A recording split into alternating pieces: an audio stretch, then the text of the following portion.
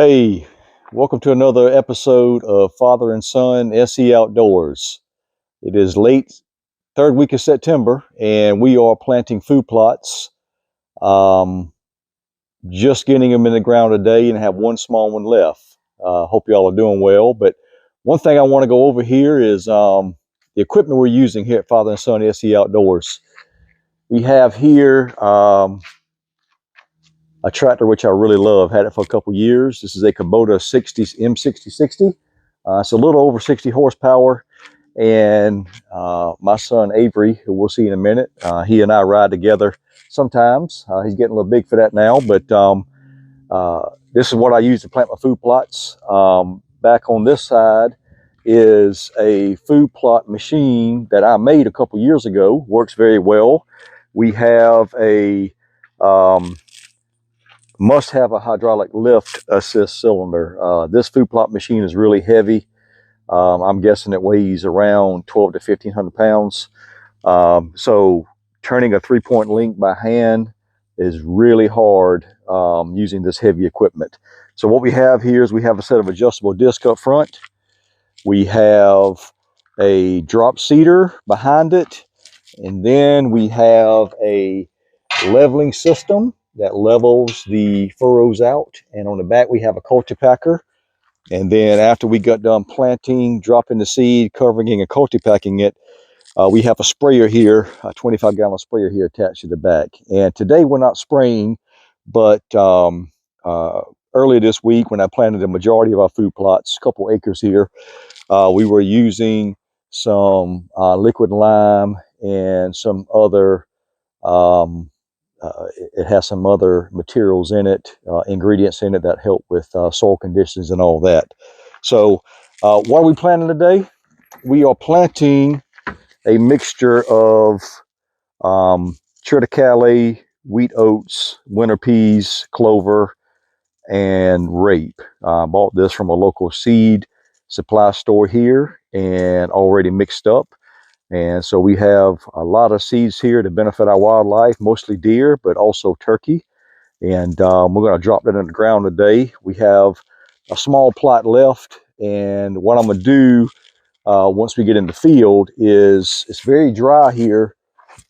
We haven't had rain in several weeks. And what I'm going to do is I'm going to straighten these discs out and level them straight. And I'm going to cut some slices under soil and try to get as much no-till as I can to preserve that soil moisture. So I want to drop the seed in the furrows, don't create a bunch of exposed dirt, cultipack them, and pray for rain that we'll get this week. So just stay tuned, and we will show you some action in the field. Hey, we're out here in the field. We're going to plant, excuse me, and I forgot to show you my most favorite part of the planting machine. A good friend of mine, when I built this, we used to travel down the road, and we had to load this on the back of a trailer, and all these cars would get behind us, and as slow as we were going from food plot to food plot, we had the idea of planting a Bible verse on the back. And I'm very proud of this Bible verse, Proverbs 3:5-6. It says, "Trust in the Lord with all your heart, and do not lean on your own understanding. In all your ways submit to him, and he will make your path straight." So that is a very important Bible verse that I've learned to apply to my life. So very important part of my machine here. So what we're going to do is we're going to adjust the disc gangs to where they're nearly straight. And we're going to pull these pins, and I'm going to have them on a 5-degree angle. This machine can go 0, 5, 10, 20. So we're going to slide them back to a 5-degree angle, and we're going to get the other side.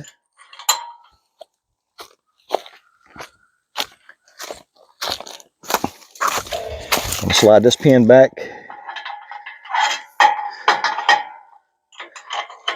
slide it back, and put this pin in front of it.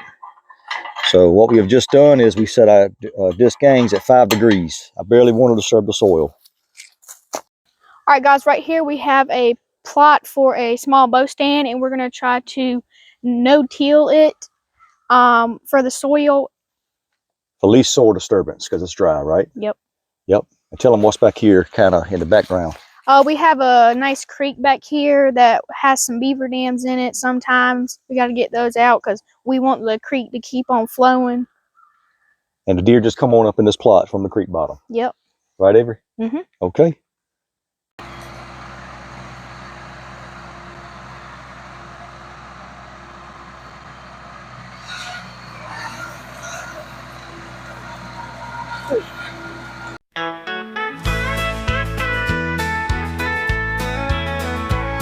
The sun sets low over fields of gold, on the back roads where the stories unfold.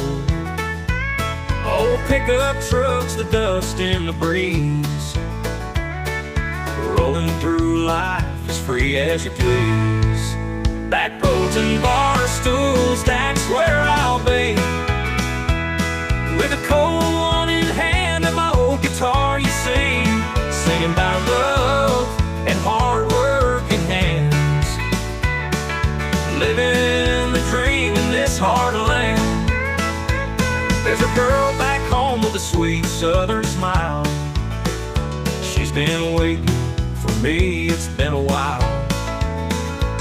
But these open skies keep calling me back to the road, the freedom, the life I can't lack.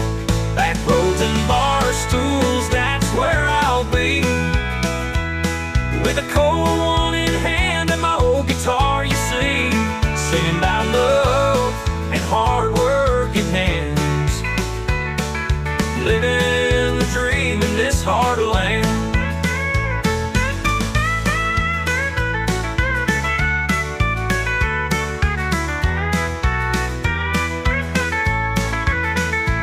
Every mile I drive, I'm reminded of you,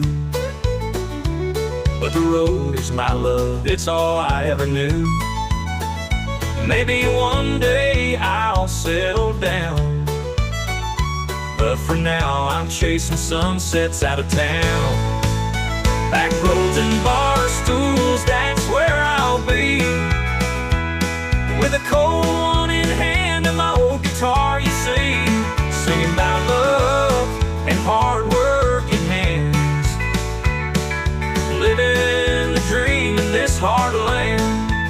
So raise your glass and sing along to the simple life where we all belong. Backroads and barstools, that's where I'll stay, living life my country way.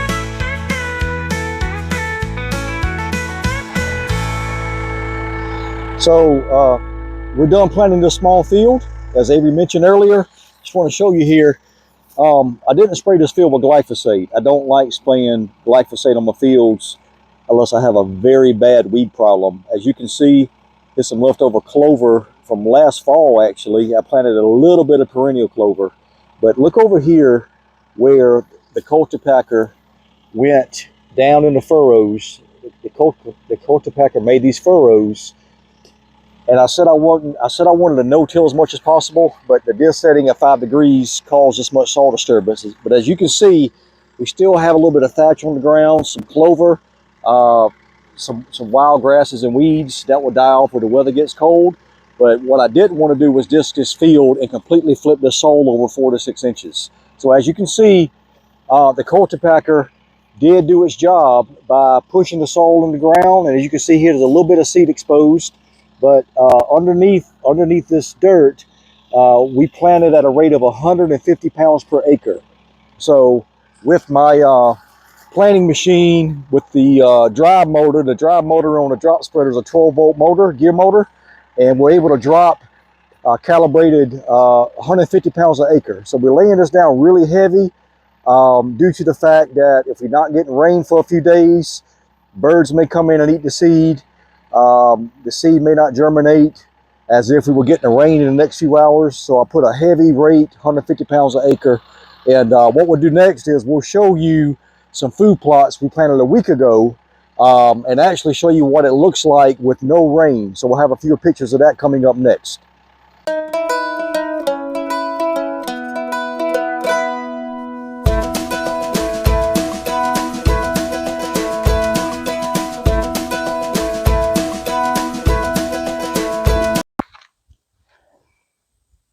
Hope you all enjoyed the video today for Fall Food Plots 2024.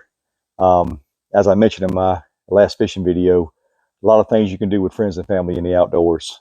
Avery and I've been doing this a while. Avery's just joined me in the last couple of years, helps me out, brings me the seed, carries everything, travels with me in the side-by-side to get everything done. And what a blessing it is to have your own piece of land and to be able to plant, but also, most importantly, bring friends and family and share the outdoors with them and what our beautiful Lord and Savior Jesus Christ created for us.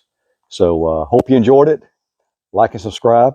And there'll be more videos coming soon, so stay tuned. Bye.